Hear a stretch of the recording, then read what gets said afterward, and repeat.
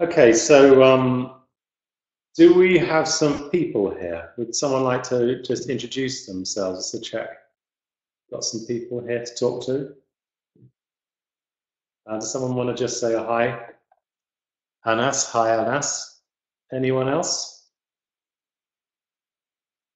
Hey Marta. And who else have we got here?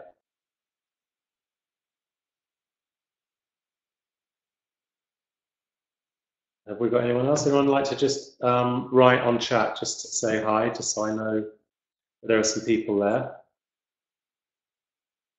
Anyone else want to just introduce themselves on chat? Because I'm going to be talking to you guys, and I'm going to be asking you some questions along the way. So I just want to see who is there. You could just introduce yourself on chat.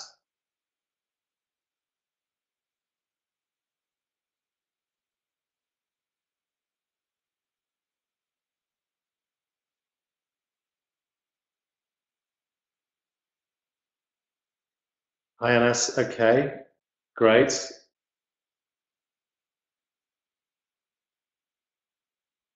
So, Anas, have you made documentaries, film documentaries before?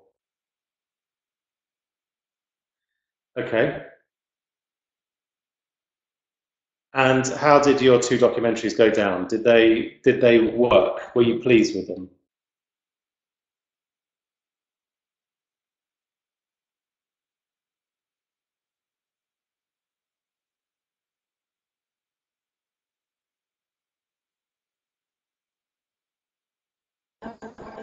Not really. Just briefly, can you just tell me what you felt was the problem with your documentaries that you made? What was the main thing that you weren't happy with?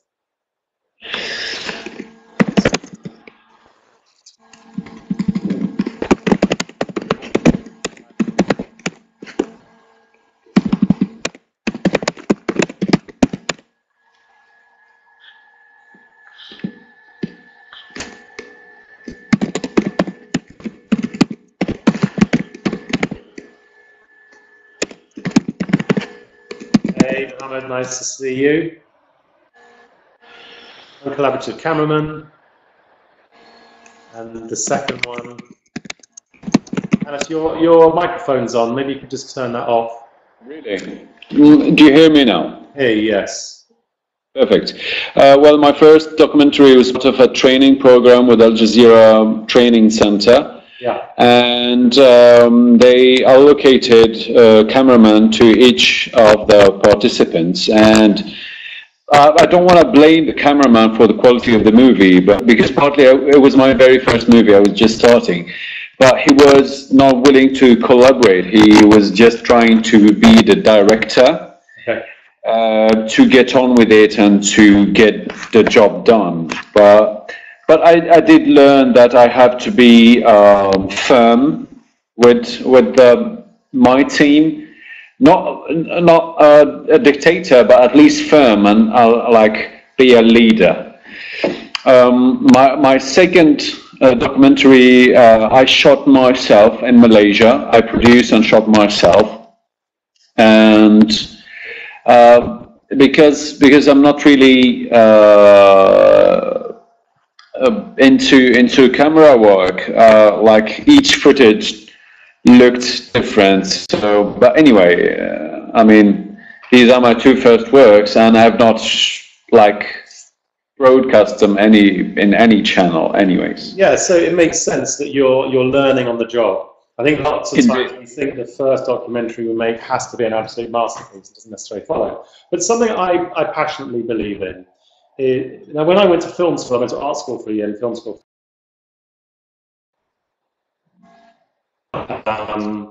And I had to learn everything when I was about to get some jobs at the BBC and ITV in the UK. That's when I really.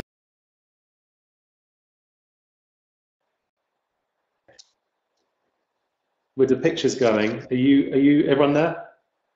I'm still here. I'm still here, but the sound and the picture goes. Okay, hopefully we'll be all right from now on. So what I was saying is that I had to learn how to make documentaries.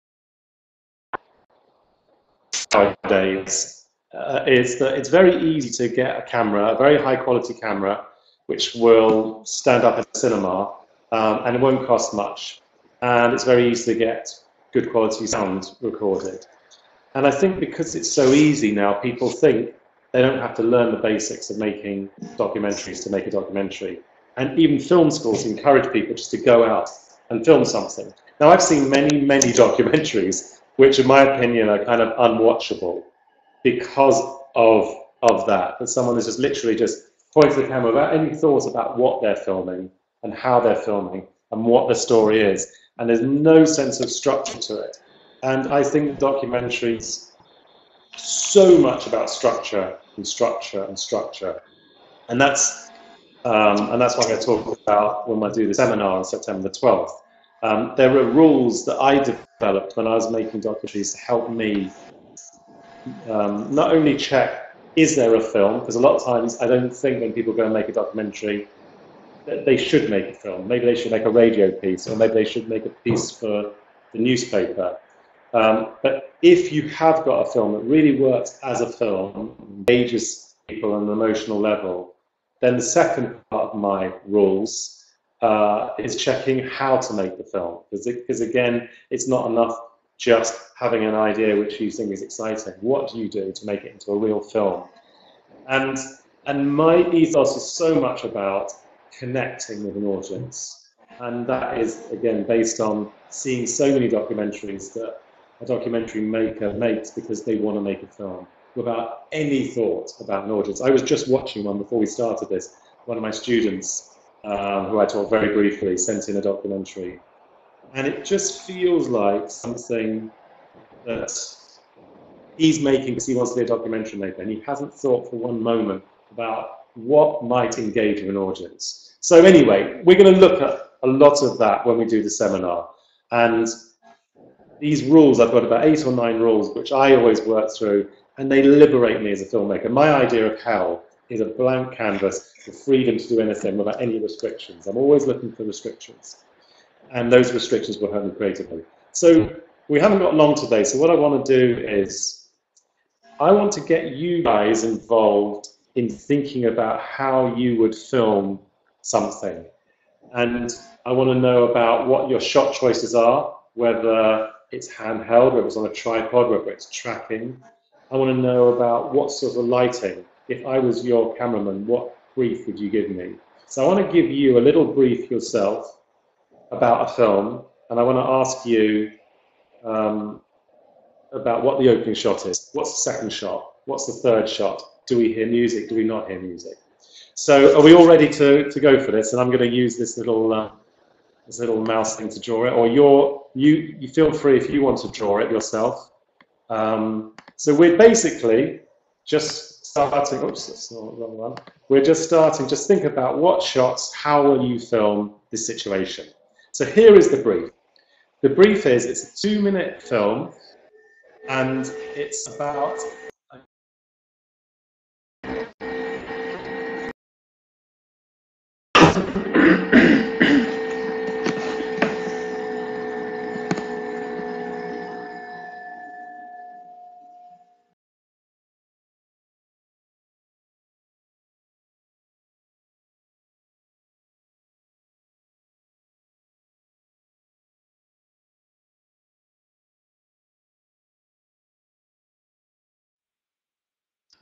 Excuse me, Cole. We cannot hear you now. Could you turn your microphone? Oh. I've turned it on now. Is that okay? Can you hear? Yes, now it's perfect. It seems to go on and off for some reason. Sorry about that. Okay, so once more. 2-minute film, eccentric inventor called Buzz, who's made a solar-powered and wind-powered car. And the reason why he's made it is he wants to do something, his little thing, to make something which was sustainable. He didn't want to rely on petrol. He didn't want to make a car which in any way led to global warming. He wants to do his little bit to make a sustainable wind-powered, solar-powered car. And he lives in the countryside, and he's a slightly eccentric man. And I want to ask you, what's the opening shot? What's the opening frame? I want to know what do we see, you know, how do we film it, and also want to know what the next shot is and what the third shot is, etc. Do you use music? Do you not use music? So who would like to be a volunteer? Rami, Samir, Anas, Muhammad, anyone who want to go forward? And if you're not clear about what it is, I can repeat it again. Who would like to think about what the opening shot is? So it's a 2-minute film about a man who's made a solar-powered, wind-powered car. It's a very strange little car. It looks a little bit like this. Whoops. This. He sits there. Little wheel here. Little wheel here, and then the solar-powered thing goes up there, and the wind power thing goes up there. So, any takers who'd like to volunteer? Anas, are you up for that? Well, not really, but I've, once you've mentioned this, I've directly thought about James May from the show Top Gear. Right. Yes, is he can we use him as the protagonist to ease things out? Well, what's going to help you answer that question about whether we can use James May? I'm sorry? What will help you answer that question? What do you need to know to be able to answer whether we can use James May? Well, it fits him. He's eccentric. He's all for nature and environment. Okay. And we've seen him fiddle around with similar inventions like solar-powered cars and wind cars. Okay. I've seen him before. So let's say James May is involved. So I want to know, what's the opening shot? What's the second shot? What's the third shot of it? Do you use music? Do you not use music?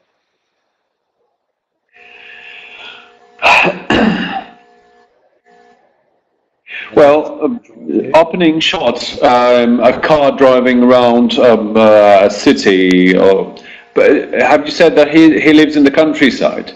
He lives in the countryside, yeah. Yes, opening shot, James May driving around in his contraption in the countryside. So in this car that Buzzer's made, he's driving in that one, is that right? Yes. Okay, now what sort of size shot is it? Where are we? Are we high? Are we low? Are we on the ground level? Is it on a tripod? Is it on a dolly? Is it on a crane? It is following the car. The opening shot is following the car. Like I imagine the camera being like installed in another car. Okay, so we're tracking along. We're tracking along from one car, yes, following it. So as in a dolly. Like a dolly, but we're in a car. So what size is it? Are we side on onto Buzzer's car? Yes. Okay, roughly. Yes. Do you want to just quickly draw what you see in your head, roughly? You've got the tools here to do this? Okay, I'll try to. Just very roughly. I don't know if it is working. It's not. It seems not. Okay. So okay. Let me draw it for you. Oh, you've got it. You've got it. Okay. I've got it. So this is, for example, this is. No, this is. Let me erase it quickly. Anyway, this is. Quickly. Do you want me to draw it? You draw it. You draw it. I'll just take a shot at it. This is the car. So very small. So this is the frame. This white image here is the frame. So it's a very small. So it's a very wide shot. Very, very wide shot. Okay. Okay. And the camera is tracking along. So am I right in saying there are trees here? This is the road. Countryside. Yeah. Yes. So big wide shot, and we're tracking along. So I'll do that to signify tracking. Track. Okay. Great. Now, What's the lighting? Is it? Are we going to light it, or because it's so wide, do you not light it? No, we use natural light. Light. Next shot. Frame. Next shot. 2. Next shot. As expected, this is an experimental car. I would prefer to have it break down to get. You prefer to have it break down. A breakdown so the character gets out, so we can introduce him to the viewers. Show us it. Show us what you're picturing in your mind. Is it a static shot? Is it on the Yes. It's the car breaks down. When you say the car breaks down, do you mean the car stops? Stops. One of the motors is not working anymore. James May gets out and to check the engine or whatever, okay. And we need to like a handheld shot, basically, walking around the car to see it closely, to see the details, and then like. Okay, so this is handheld around the camera. Around the car. Around the car, it gets to the character James May, so, while he's fiddling with the engine, was trying to repair it. So leads to a mid shot of James May. Yeah. So something like that.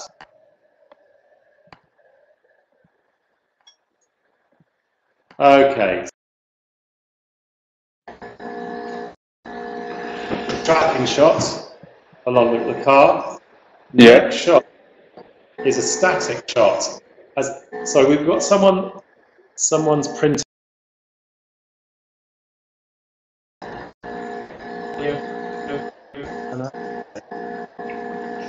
Yeah, I did not hear that bit, but yes, handheld shot. Then okay. So next shot is what? He starts talking. We have a talking head with James May. Talking head, what size? And handheld? Like we continue from the second shot, third shot, handheld. When you say we continue, this is one long continuous shot as this guy gets out of his car, track around to him. How are we going to be doing? We're doing an interview in shot 3, are we? Is this all going to be continuous? We track around as he gets out of the car. This is a 2-minute film, remember? A 2-minute film. I'm concerned that the car coming to a stop, him getting out, and we walk around him is probably 20 seconds, 25 seconds, 30 seconds. So are you really going to have a continuous, or do you want to cut to an interview with James? Yeah, preferably let's cut. Let's cut, because if it is 2 minutes, we're going to lose time. What size? Is it that size? Is it smaller? Is it handheld? Is it on tripod? Is it high? Are we looking down low? What's the image? When you do the interview? To do the interview, I'll have him sitting somewhere. George, probably draw it quickly so we just get a rough idea. Okay. I'm sorry. Maybe sitting in his garage, or no, I'm really bad drawing. Like he's sitting on the car itself, or on the side of the car. And we'll have him talk about it. And this is the car. Okay. Now, is this handheld? Yes. Is this on a tripod? The setting is. This is handheld interview, is it? Yes. Let's keep it fluid. Handheld interview. Okay. Handheld. And are we high? Are we low? I can't tell. Handheld from high. Is it? Yeah. Okay. Next shot. Do you see my hands? Okay, you do not have the camera, you cannot see my hands. Anyway, next shot. Wow, it's really getting hard for me here. I really... Now, why is it getting hard for you? Well, because I cannot... Because I feel that I'm like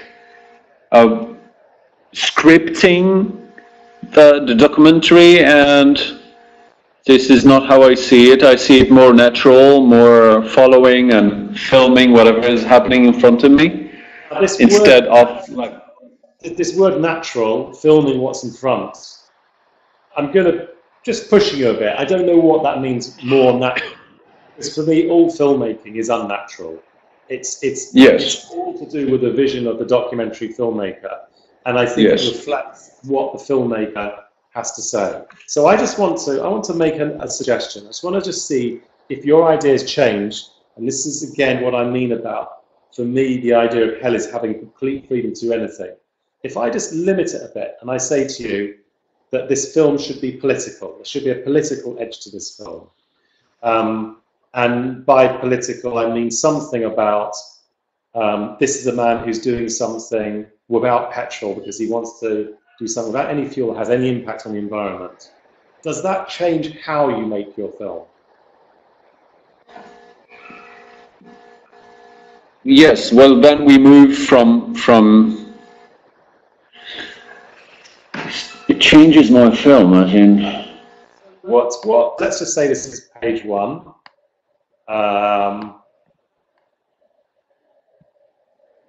Looks I should have gone smaller. So tell me, what's your opening shot? Does the fact that I've mentioned it being political, does that change it? Well, sure, it will change for me. It will change the setting of the film from the countryside, or at least can I build on what I've already said on the 3 shots I've said before? Do you want to continue? Do you want to keep those shots? Yes, keep those shots and go on with it.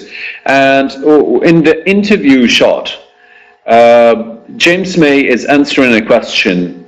Why is he making this car? He says basically that he wants to make an argument, to make a point with the government that environment-friendly cars can be made, it can be sustainable. Okay, so I want to interrupt you on this. So same shots so far, but he's going to be saying something different in this interview, in shot 3. Political. He hints at his own political agenda. He wants to convince the Parliament or 10 Downing Street to invest in this field.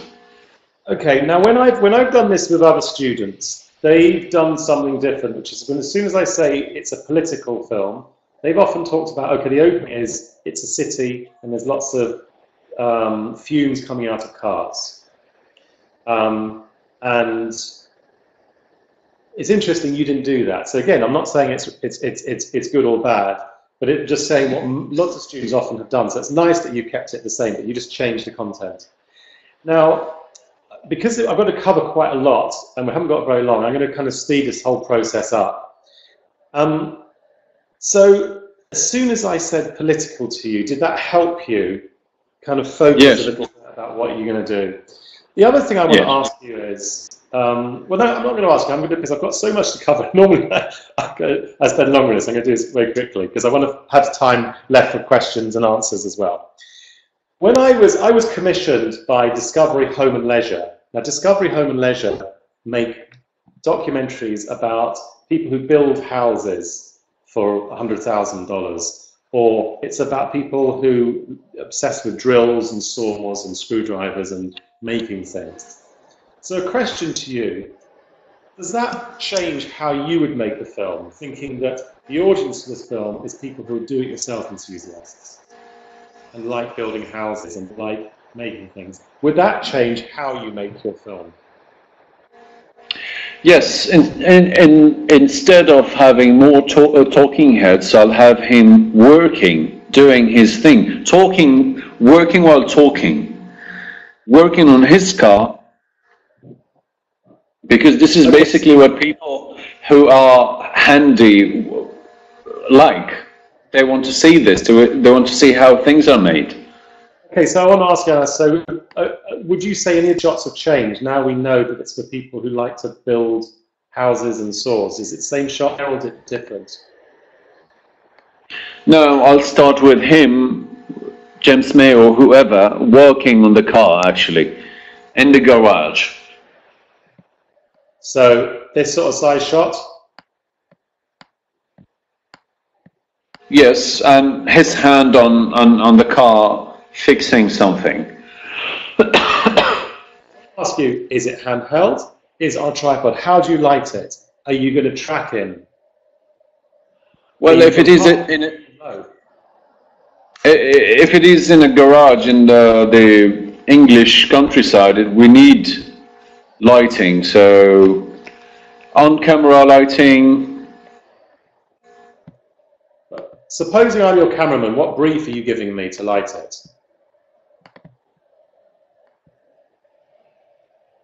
What are you going to tell me how you want it lit? Are you still there? Well, yes, I'm still here, but I'm thinking about your question because I really have no idea how to light it. Okay, fine. So that's what this is all about. It's about how do we make decisions about what the shots are. Do we have tracking? Are we going handheld? Are we going to light it like a Kellogg's cornflakes commercial? Are we going to light it like it's a very rough film without any light? Do we want to make it look like it's a glossy feature film from Hollywood? You know, as a director, we have to make decisions about all of these things. Do we want it, the whole film to be one long tracking shot? Do you want it to be a crane shot? How do we make decisions? So my question to you is, how do you make decisions about what the shots are, what the frame sizes are, whether you're tracking, whether you're jibbing? Where do those decisions come from? Well, from the story itself, from the kind of story itself. That yes. Okay, that's interesting. And what is the story? If you had to sum up the story of this in one sentence, what is the story? A man making something with his own hands, in his own, at his own place, and he wants to inspire other people doing it. So in terms of story, I want to know what we're filming. So we're filming a man making a car, and he talks, and he's talking. So this is all it's about as a documentary maker, in terms of what we're talking about this afternoon. What decisions we're going to make about what we're filming. So you've already said we are just watching a man making a car. Is that right? Yes, that's what I've said, yeah. Making a car, and he's going to talk. Okay, so the story is that. Okay, so that's useful. You've got a story to already help make decisions about what you're going to film. So I agree with you. A story, having some basic narrative, is important. The other crucial thing for me is where will this film be shown? And we talked about this being for Discovery Home and Leisure, because that's going to change a little bit of how I make it if I know the audience. And the other thing, I mentioned the political quality. That also helps make decisions. Okay, so it's a political film. It's going to somehow affect these people who are used to DIY, but I want to impart the inventor's message through the film. So do you see already just these restrictions hopefully are helping you narrow your creative decisions a bit? But the key thing for me, when I got this brief to make a film about this man, the key thing for me was twofold. One was political, making a political film. The other thing was I did not want it to be political as in heavy politics. I wanted it to be entertaining. I thought the message of what he was about was quite inspiring, but what I did not want it to be was a boring documentary which banged people over the head with a political message. So the key thing for me was make it entertaining. So that's going to make huge differences. It's going to influence me hugely in terms of how I make the film.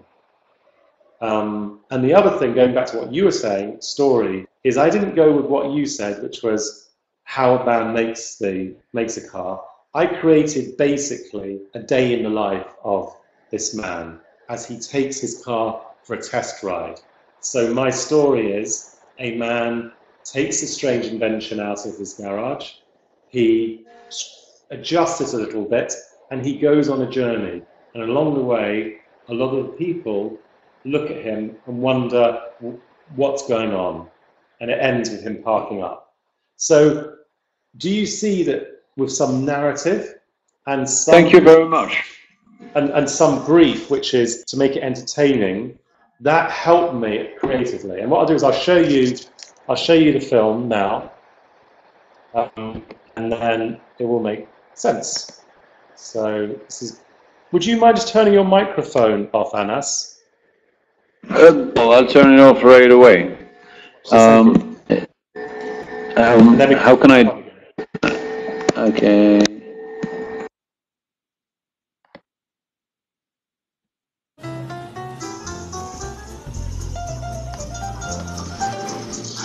The electric buggy is made from two mopeds and a larger motorcycle front end.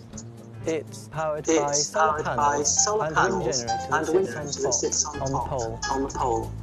There will always be wind or light, and so then we'll always have a small charge trickling into the batteries. When it's finished, it'll cost me just under 2,000. But I should recoup that, remembering that my fuel bills will be very small. These were first test runs, but it's looking very promising. The Western world is using a huge amount of non-renewable fuels, and I feel I want to do my own little bit to try and promote wind and solar. Okay, Anas, you can come back on now if you like. Are you there, Anas?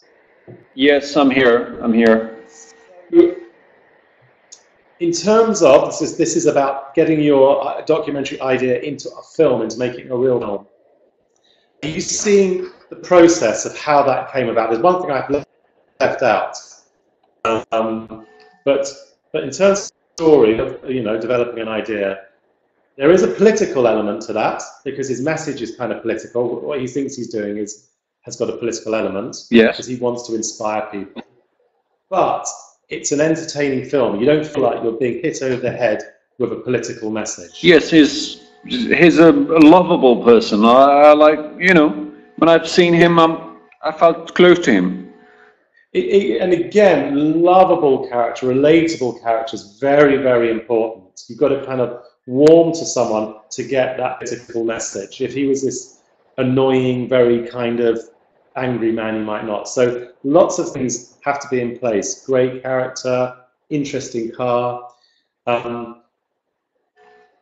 the business about how did I make decisions about making that into a film, there's something which I've left out, and it's a very, very simple reference which I use. And that was, there's a French filmmaker from the 50s and 60s called Jacques Tati. Tati is T-A-T-I. And the style of the film pays a kind of homage to, has a quality of Jacques Tati films. So when I was working with my camerawoman, I kept thinking about an image which had that kind of cute humour to it. So entertaining film which has a quality to a Jacques Tati film, that's again a restriction, a limitation which helps me creatively, helps me make creative decisions. Do you beginning to get this idea? Yes. That for me, I wouldn't be able to make that film with just letting inspiration come to me. I turn up on set and I just think, I think the opening shot is going to be some wheels, or the opening shot, I don't know, I'll come down from the sky. I don't work like that. I want some restriction. So I've got my narrative, which is a man takes the vehicle out, tests it, does it up, goes for a test ride, and we see people's reactions and stops. So there's a basic narrative. But in terms of how I turn it into a film, I've got a reference, which is a Jacques Tati film. It's French comedy, this kind of almost comic book style. So that's a reference to help me make decisions about how do I take this story and turn it into a film. So I'm always looking for some way to rationalize where my creative decision is coming from. So let's very quickly, I'm going to do this even quicker because we've got to wind this up before we do a Q&A. So I want to talk to maybe someone else. Does someone else want to? So thank you very much, Anas, for that. That was fantastic. Thank you. Thank you. Thank you. Pleasure. And anyone else who'd like to just share if I talk about another film, about how you would make that film? What choices you'd make? Anyone else want to get involved? Or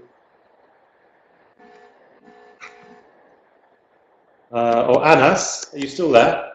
Yes. Do you want to keep going? Should we just? Do you mind volunteering? Yeah, I don't mind at all.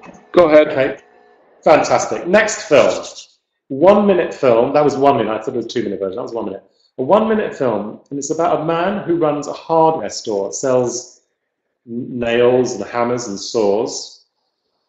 And there's something about this man. He's not very reliable. He's not always reliable. You try and buy a 240 volt adapter, he'll try and sell you a 150 volt adapter. You want to buy some matte paints, he might want to sell you some shiny paint. So there's something slightly unreliable about him. How do I make a film about him? What's the opening shot? Is it handheld? Is it wide? Is it close up? What's the lighting? So if I'm your cameraman, brief me about the opening shot, and then the second shot and the third shot. And the second shot, third shot. So is that clear? The guy runs a little shop where he sells nails and saws and drills and paint. And he's a very sleek guy. He's kind of slightly eccentric, not hugely, a little bit eccentric. What's the opening shot?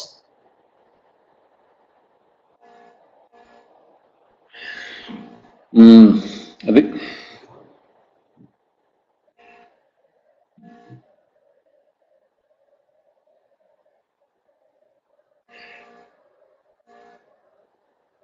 the opening shot will be handheld again. I don't know what I like about handheld shots, but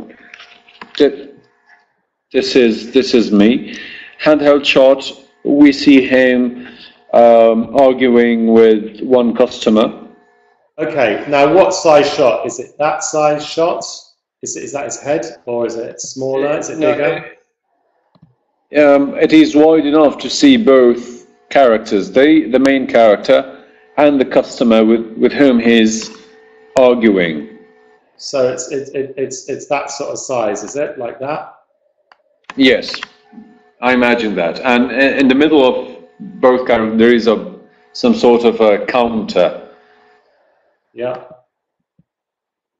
Okay, so that's a counter. Handheld. Okay, what's the lighting? Yeah. How are you lighting it? If I'm your camera, natural. Out of interest, why natural? Why in the Jacques Tati inspired film? I want to make it look like a movie, like a French comedy from the 60s. I didn't want to go natural because I wanted to give it a kind of quality of a comedy. I spent a lot of time lighting it, spent hours lighting that shot where the camera tracks by. Very deliberate. Now, I just want to ask you, why are you not lighting this? Why are you just going natural light? What's your creative decision, creative process that's informing that? Natural light, handheld camera.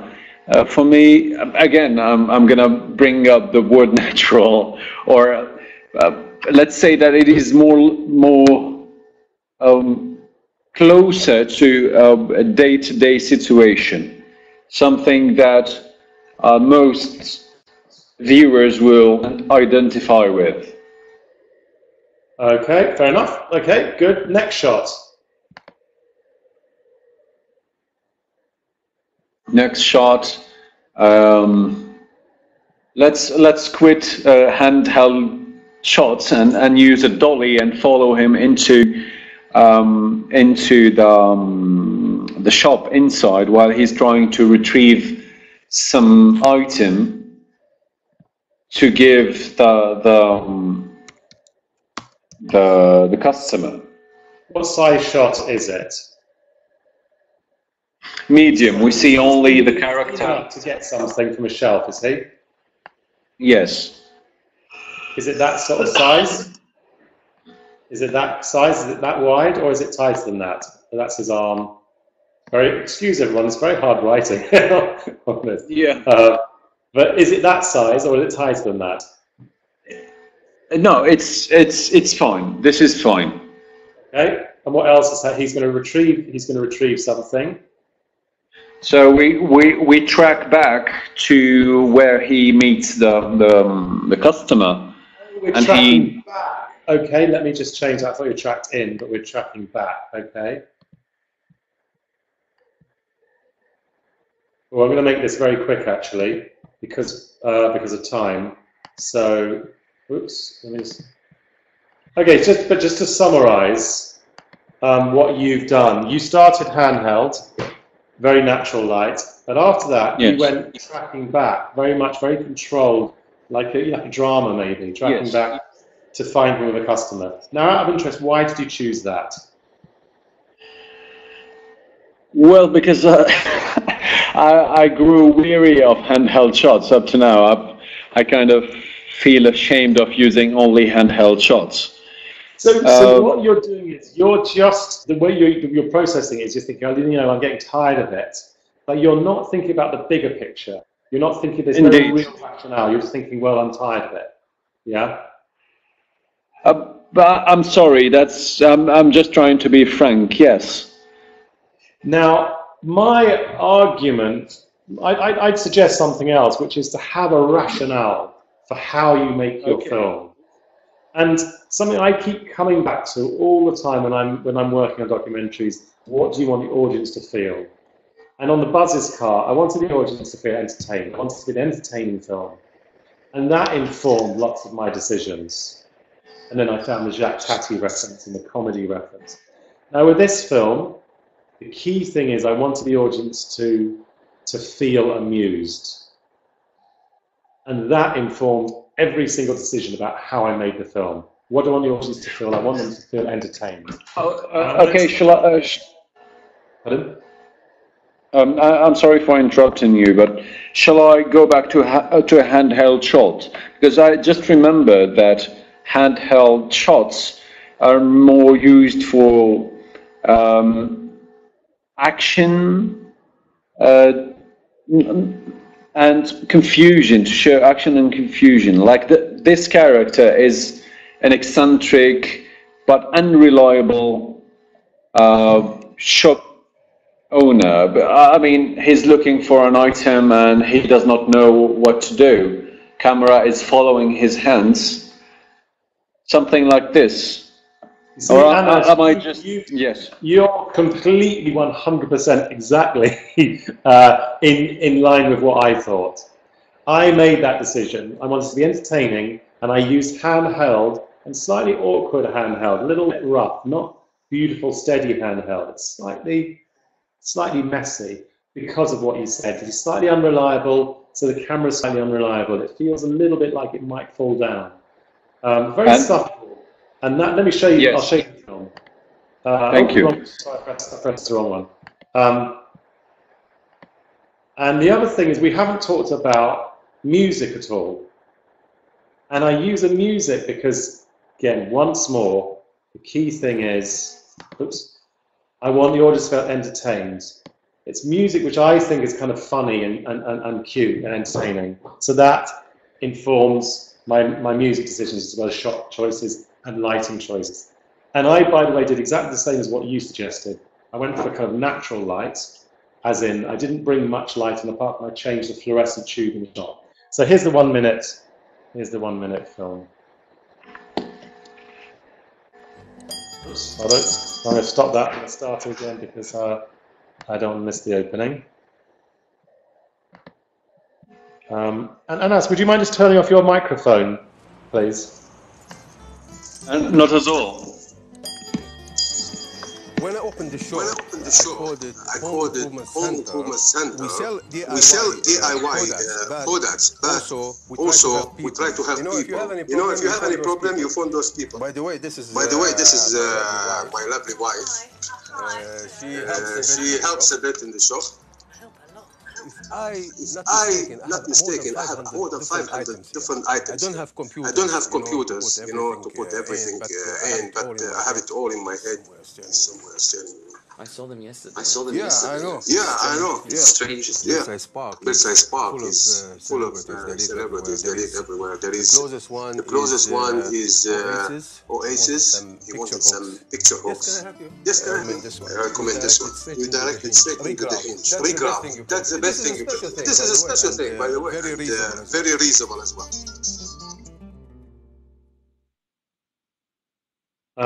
So, Anas, do you want to just come back on the microphone briefly? Are you there? I can't hear you. Yes. Hello. Hello. Hi there. So, do you see, in terms of, we're going to wind down now, and we're going to do a Q&A, but you see, both of those films were very, very different stylistically. That's completely led by me as a director. Those choices. And they are, yeah, they're completely different, but there's a reason why I chose those shots, that lighting, those camera moves on the first one as opposed to the second one. Everything is very, very deliberate, coming from my point of view and what I want to say as a filmmaker. There's no sense ever of me turning up on set and going, yes, I think a wide shot now on a tripod, and then I just think, you know what, I have a tracking shot. There's a reason for it, and there's a rationale for it, and I can explain why every single shot is there. And that, I like that sort of filmmaking where you develop some sort of hypothesis to explain why you're making a film in a particular way. Because for me, a film is a piece of poetry. You're condensing a whole, whole life, or 3 years of someone's development into 1 minute. So you have to make creative decisions, and my films are always about connecting with an audience somehow, making them moved, emotionally connected somehow with them. And my job is to use every tool at my disposal, lighting, sound, camera, whether that's on a tripod, whether it's moving. There's a very, very deliberate reason for all of these creative choices. So in the seminar, we're going to look a lot at, as I said before, do you have an idea that really will make a film that connect with people? And if so, what's the best way to make it as a film using all the paraphernalia and all the know-how we've got as filmmakers? So thank you very, very much, Anas, for that. That was great. And thank you. For struggling with writing on the whiteboard using the mouse, because it was quite hard. So should we just do a few minutes Q&A then? Should we finish this off another 10, 15 minutes of question and answers? Has anyone got any questions?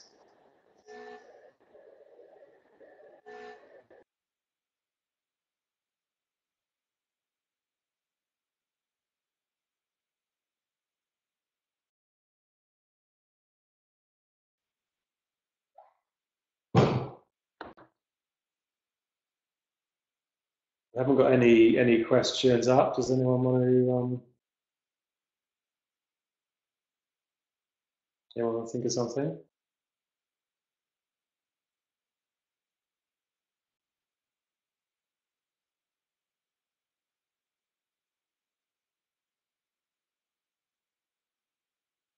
Mohammed is typing something.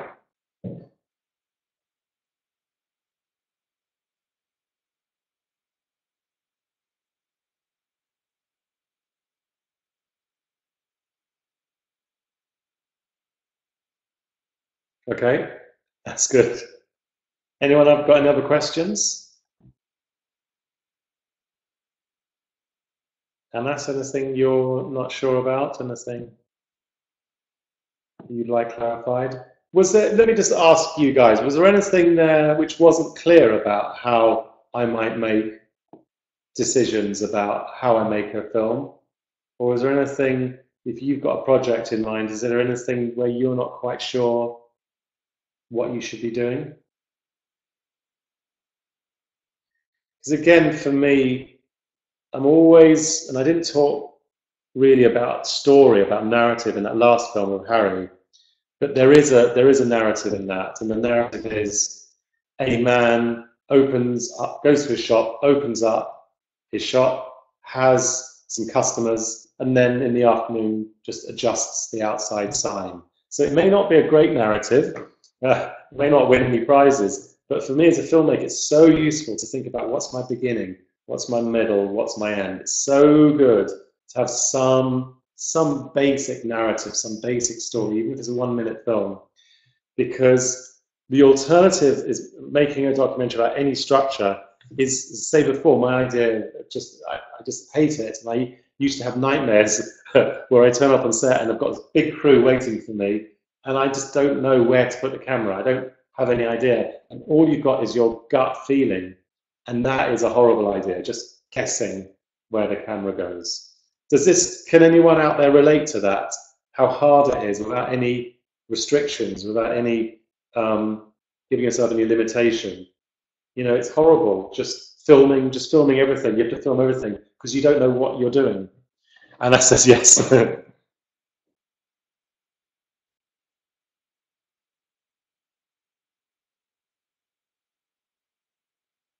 ended up with more footage. I mean, I've spoken to exactly. I've spoken to editors who've worked with people who call themselves directors who just shot weeks and weeks and weeks and weeks of footage without any idea what the story is or how they're telling. They just literally just filmed lots of stuff and handed it to the editor. And the editor had to try and find the film. Now, that's not filmmaking for me. Filmmaking comes from the director.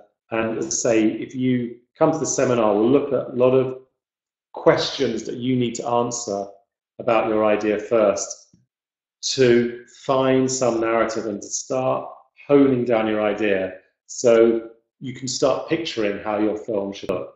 And you don't have the agony of just shooting loads and loads and loads and loads of things and not even knowing when have I got a film, because you might shoot lots and lots and you take it to the editor and you still may not have a film. So yes, that's a terrible curse of shooting just too much.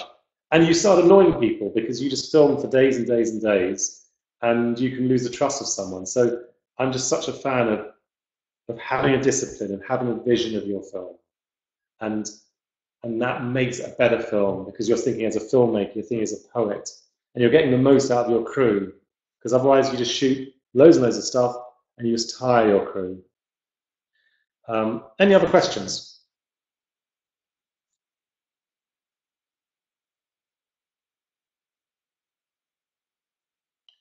If there's no more questions,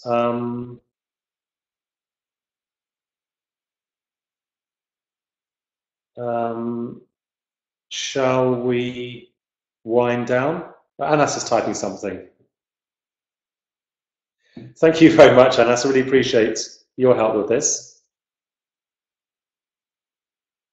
And has anyone got any questions about the seminar on September 12th?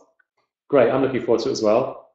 Anyone else got any questions? Not sure if they'd like to come? Anything then uncertain about?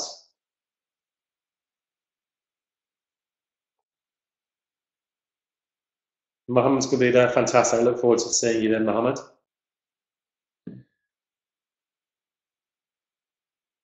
Great. Okay, well, let's wind down now. And thank you very much indeed. And I really look forward to coming to Doha, where I've never been to before. And I'm really excited to the seminar, really excited to doing it.